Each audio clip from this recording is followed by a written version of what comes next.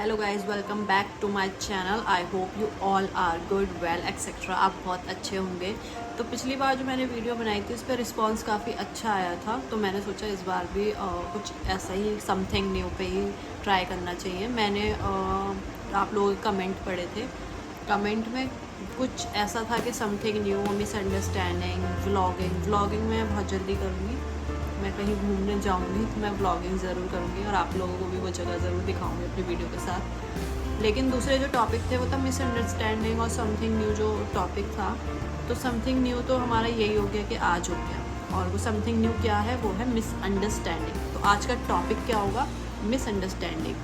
आप जैसा कि जानते हैं कि मिसअंडरस्टैंडिंग क्या होता है। मिसअंडरस्टैंडिंग सबसे पहले हम समझें तो होता है गलतफहमी। तो गलतफहमी जो है वो हम ये नहीं कह सकते कि सिर्फ एक कपल के बीच में हो रहा है। मिसअंडरस्टैंडिंग हर किसी के बीच में होता है, हर घर में होता है। तो उसे अगर लेकर चलें तो ये बात ये है कि मिसअंडरस्टैंडिंग क्यों होती है। मिसअंडरस्टैंडिंग तब होती है जब हम अपने सामने वाले को या तो बोलने का मौका नहीं देते, या फिर हम इतने हर्ट हो जाते हैं कि हम बोलना नहीं चाहते, और उस मिसअंडरस्टैंडिंग में और चीज़ें क्रिएट हो जाती हैं जिसमें काफ़ी जो हमारे रिलेशन्स होते हैं उन पे इफ़ेक्ट पड़ता है। तो मिसअंडरस्टैंडिंग के लिए मैं ये कहना चाहूँगी कि जब आपको लगे कि आपके अगर किसी को ये लगता है कि हाँ मिसअंडरस्टैंडिंग हो गई, मैं क्लियर कर लेती हूँ या कर लेता हूँ, तो वो बहुत अच्छी बात है अगर आपको समझ आ रहा है। लेकिन अगर आपको समझ नहीं आ रहा है तो एक बार आप उस चीज़ को क्लियर ज़रूर कीजिए। मैं एक बात की आपको थोड़ी सी छोटी सी स्टोरी है, अपनी ही बता रही हूँ। पर्सनल एक्सपीरियंस जो है मेरा वो ये है कि मेरी फ्रेंड है, उसने एक ऑनलाइन क्लासेस स्टार्ट करी थी। उस ऑनलाइन क्लास को ज्वाइन करना था आपने, मतलब मैं शायद उसमें उसको ज्वाइन नहीं कर पाई थी। मैं ना बीमार हो गई थी। उसने मुझे एक दिन पहले लिंक भेजा और उसने मुझे ये बोला कि मेरे जो कम स्टूडेंट हैं अभी, तो नया है, तो तू भी ज्वाइन कर, तू भी देख, ताकि थोड़ा इम्प्रेशन भी अच्छा पड़े कि स्टूडेंट्स हैं। तो मैंने भी ज्वाइन कर लिया। अब उसने मुझे लिंक भेज दिया रात को और मेरी तबीयत ख़राब हो गई। जब मैं बीमार हुई, मतलब मुझे फीवर कोल्ड हो गया रात में, तो मैं सुबह उसकी क्लास ज्वाइन नहीं कर पाई। और उसने मुझे खूब लिंक वगैरह वीडियोस कॉल कर रखी और मुझे ज्वाइन करने के लिए, मतलब उसने खूब मुशक्क़त करी, मतलब उसने कोशिश करी, लेकिन मैं ज्वाइन नहीं हो पाई क्योंकि मैं बीमार थी। फ़ोन साइड में पड़ा था एंड मैं स्लीप में, मैं अपना सोने में लगी हुई थी। तो जब मैंने देखा तो उसमें ये था कि उसने मुझे बहुत सारे मैसेज कर रखे थे और मैं बीमार हो गई। तो मैंने सोचा कि डेमो क्लासेस दे रही थी वो 2-3 दिन की, तो मैंने कहा मैं बीमार हूँ तो मैं डेमो क्लासेस क्या करूँगी। तो मुझे उसने जिस ग्रुप में ऐड किया था, मैंने वो ग्रुप से एग्ज़िट कर लिया और मैंने उसको मैसेज किया कि मैं ना तबीयत ख़राब हो गई थी। तो उसने मेरा मैसेज नहीं देखा। उसने तूने ये क्या कर दिया, तूने ये कर दी, तूने मेरी इंसल्ट करा दी, तूने ग्रुप क्यों लेफ़्ट कर दिया, वगैरह वगैरह हुआ। उसने मेरी बात ही नहीं सुनी। मिसअंडरस्टैंडिंग क्रिएट हो गई और हमने काफ़ी मंथ तक, कुछ 3-4 महीने तक हमने बात नहीं करी। और मुझे अच्छा नहीं लगा क्योंकि एक मिसअंडरस्टैंडिंग जो है हमारे बीच में क्रिएट हो गई थी। मेरी भी कोई गलती नहीं थी और उसकी भी कोई गलती नहीं थी। तो मैंने उसको क्लियर करने के लिए मैंने उससे बात करी, काफ़ी टाइम बात करी, क्योंकि गुस्सा मुझे भी आया क्योंकि उसने मेरी बात नहीं सुनी।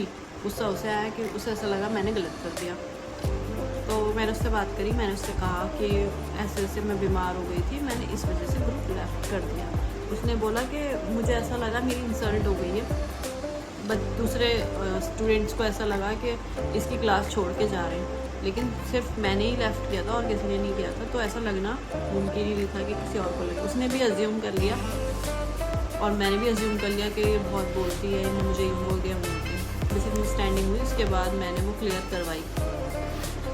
उसको भी थोड़ा लगा कि हाँ मैंने गलती करी, मुझे भी लगा, हमने एक दूसरे को सॉरी बोला एंड मिसअंडरस्टैंडिंग जो है वो ख़त्म हो गई। कहीं पर ऐसा होता है कि आप कुछ बोलना चाहते हैं पर आप किसी के डर से नहीं बोल पाते। कहीं पर आप बोलते हैं और आपको गलत समझा जाता है। कहीं पर आपको सुनकर भी अनसुना करा जाता है।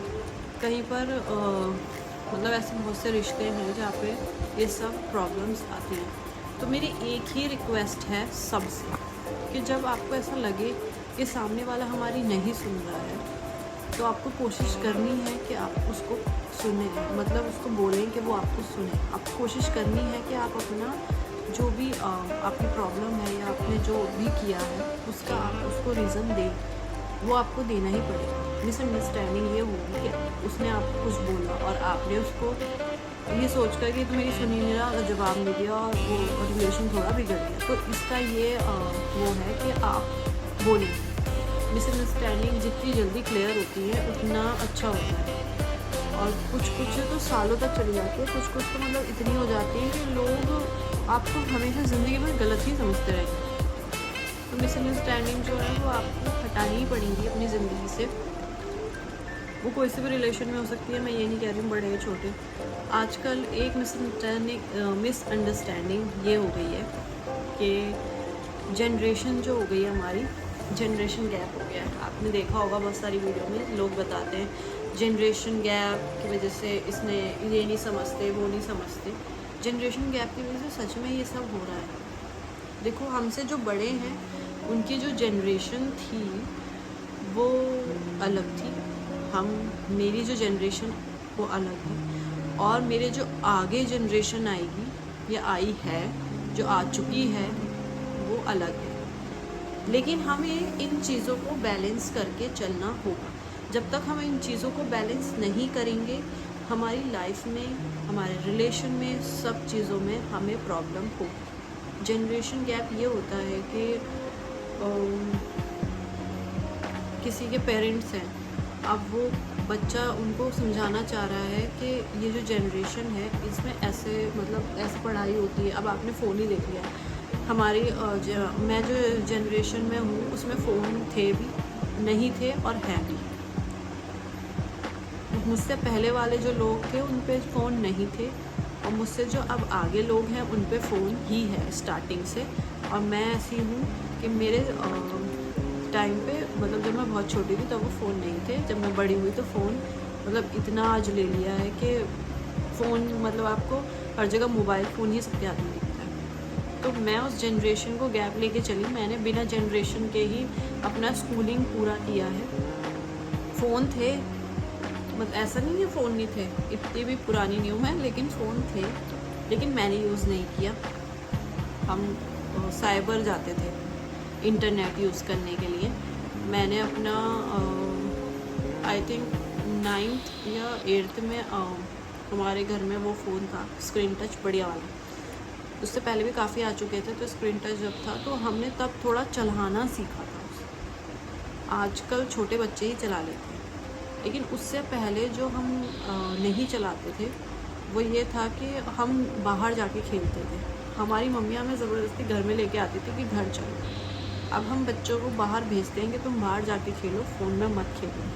तो जनरेशन गैप जो है वो बहुत ज़्यादा हो चुका है। पेरेंट्स इस चीज़ को नहीं समझ रहे हैं। कई बहुत से मैंने केसेस देखे हैं कि पेरेंट्स समझते ही नहीं। वो बोलते हैं जो हमने किया है तुम भी वही करो, लेकिन वो उस ज़माने में ठीक था जो आपने किया था, वो इस ज़माने में आपका बच्चा भी वही करेगा तो वो चीज़ ठीक नहीं है। मेरी उन पेरेंट्स से रिक्वेस्ट है जो अपने पुरानी प्रथाएं या फिर जो भी पुरानी चीज़ें हैं वो नए बच्चों पे डाल रहे हैं। प्लीज़ आप ऐसा मत कीजिए।